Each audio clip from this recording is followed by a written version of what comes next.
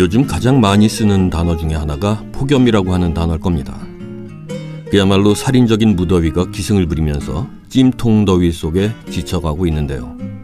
이렇게 뜨거운 폭염이 계속되면서 온열 질환 위험도 높아지고 있죠. 온열 질환은 자칫 사망에까지 이르는 위험한 병입니다. 오늘 정보톡톡은 온열 질환에 대해 자세히 알아보도록 하겠습니다. 온열 질환은 실내외 고온에 장시간 노출됐을 때 나타나는 질환을 말하는데요. 간단히 말하자면 열 때문에 생기는 급성 질환이죠. 온열 질환으로는 일사병, 열사병, 열경련, 열실신, 열피로 등이 있고 이 중 일사병과 열사병이 가장 대표적인 질환입니다. 일사병은 강한 햇볕과 고온에 오랫동안 노출되면서 체온 조절에 문제가 생기는 병입니다. 두통이나 어지럼증, 무기력감, 근육통, 부정맥 등으로 인해서 심장 박동수가 분당 100회 이상 빨라지는 빈맥, 저혈압 등이 일사병의 대표적인 증상이죠. 만약 이러한 증상을 느낀다면 즉시 그늘로 이동해서 휴식을 취해야 합니다. 또한 단추를 풀고 다리를 머리보다 높게 해서 혈액순환을 도와야 하죠.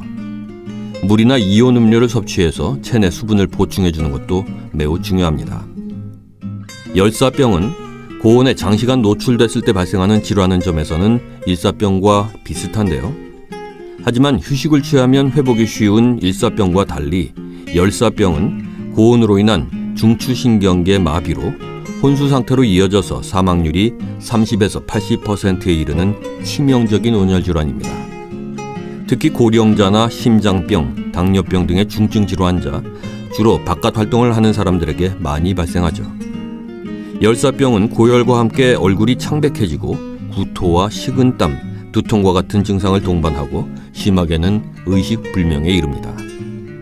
이럴 경우에는 환자를 서늘한 곳으로 이동시킨 후에 즉시 119에 신고해야 합니다. 수분을 공급하는 응급처치를 하는 것이 좋지만 의식이 없는 경우라면 무리하게 물을 먹이면 안 됩니다. 요즘처럼 폭염이 계속될 때는 온열 질환 예방 수칙을 잘 지켜야 하는데요. 일사병, 열사병 등의 온열 질환을 예방하기 위해서는 서늘한 곳에서 충분히 휴식을 취하고 평소보다 수분 섭취를 늘려서 체내 온도를 낮추는 것이 중요합니다.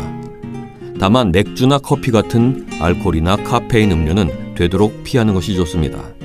맥주나 커피는 순간적인 갈증 해소 효과는 있지만 강한 이뇨작용으로 오히려 탈수 증상을 유발할 수 있기 때문이죠.